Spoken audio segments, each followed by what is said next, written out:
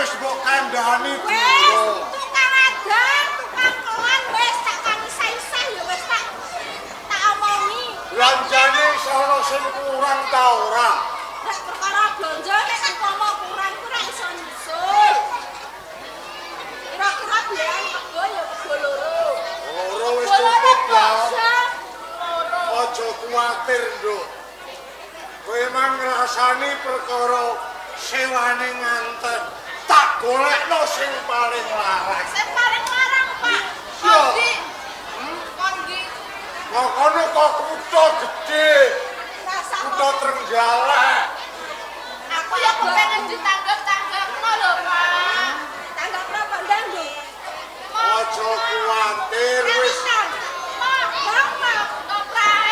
tontonan wis tak panjeri kabeh campur sari yo wis tak panjeri dangdut yo wis tak sampe nang kok ngendi to mbok kene ngomah rebukan kira-kira ndekene piye lek ngono apa isih ana sing kurang to mbok nek kurang ki yo ora nek rebukan yo loro kira yo nayok kabeh borampan kanggo ibruduk yo dicukupi aja nganti sini-sini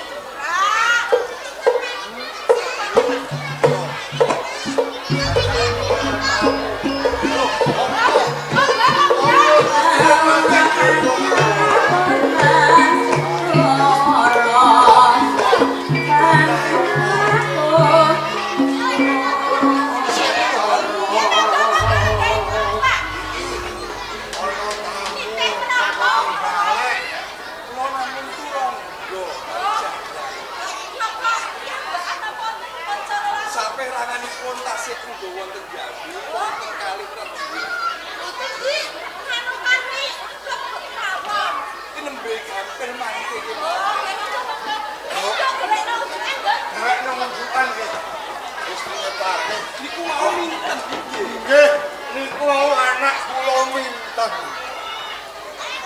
nuwun pangapunten Kakang kula sejo nggih Gusti Patih kados pundi kula diwonten rompok dika saderenge dereng paring ngertos kalih dika Kakang kula sejo kalih nggih boten dados menapa nggih ampun wonten napa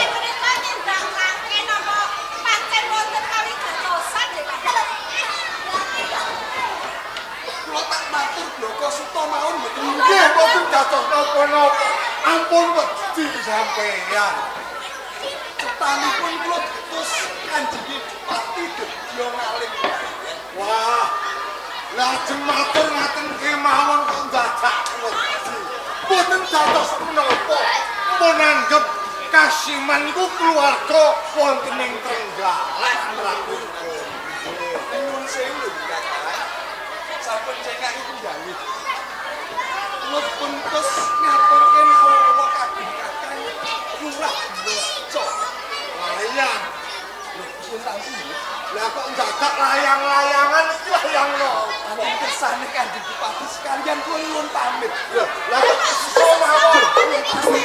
Mangke iki kok buanipun jare gacos iki. Wong akeh.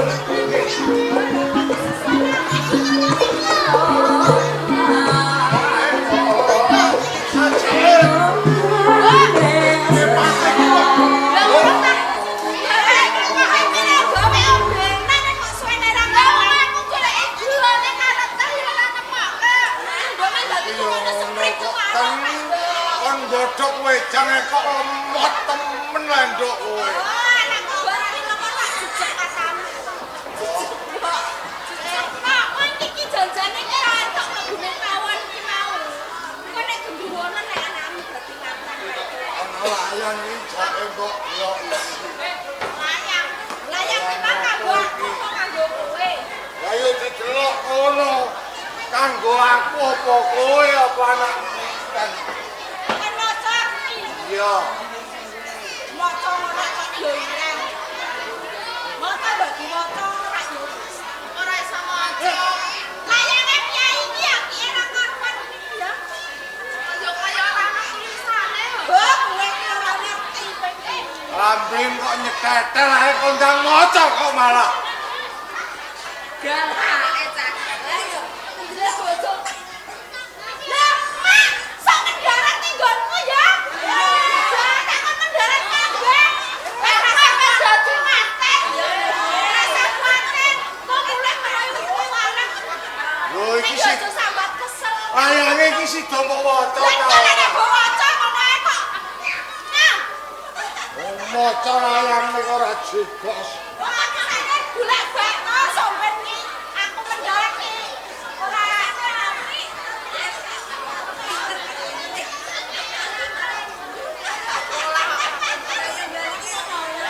Lah tulisane kok cilik-cilik kan, Dok. Iki jajal waca kowe iki piye tulisan iki? Tulisan siji dadi loro wis, Dok.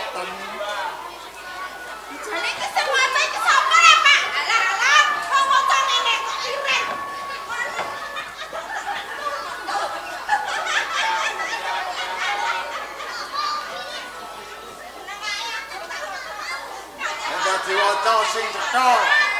Sing banter nek maca gen krungu anak. Iya, iya.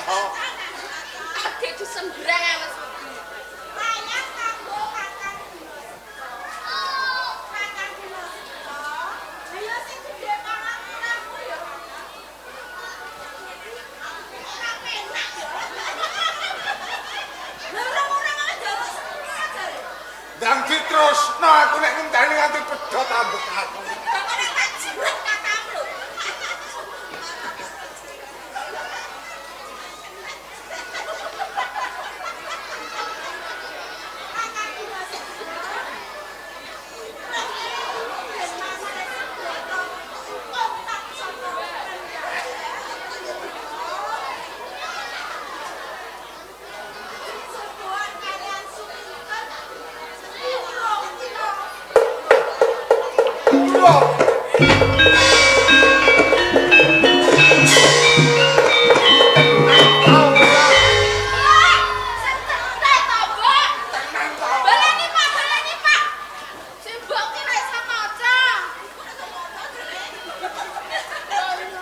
Maca dhewe, Dok.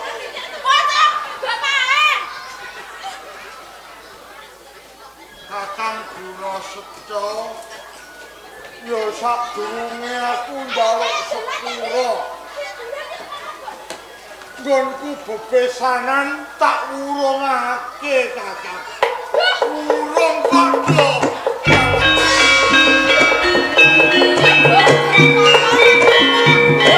Ora apa-apa ya, Dok.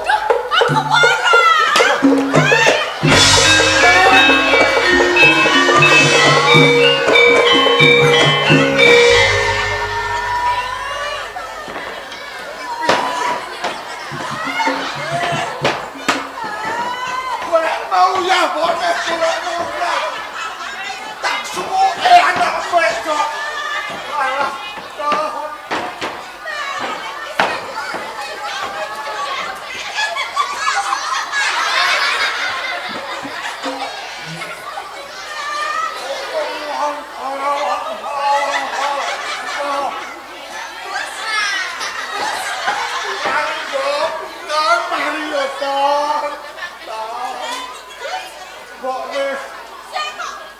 Anak wedok ora uti jalane kemari.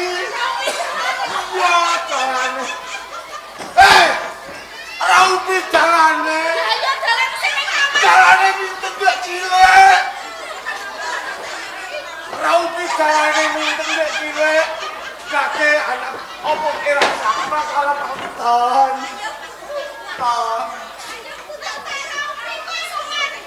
Mari. Kau kake ora usah dadak isin iki anak-anak dhewe. Gak diraupi.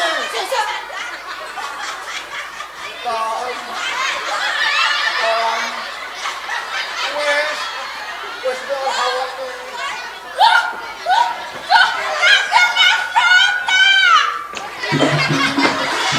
Raupi lah, pada raupi lah kemari. Kon. Kon kowe rasane bapak kon. Diraupi aku. Kon. Yo mari. Yo biasane nek ana cah semaput diraupi dalane ku mari yo. Mari ten.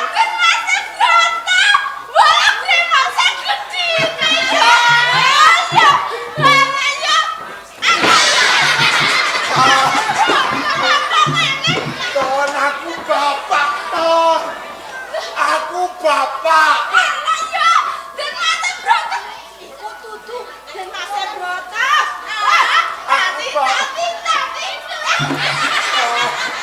Bapak ton.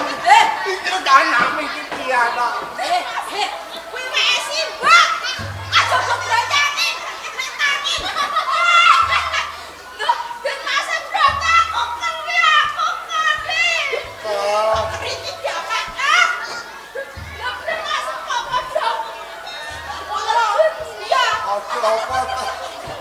Wes aku bapak.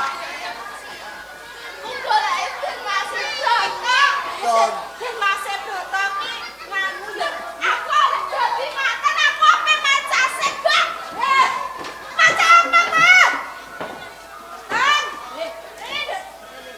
Aku maca iya. Iya macak sing ayu lho, Nduk. Ora dimacaki dukunnya. Sing ayu aku.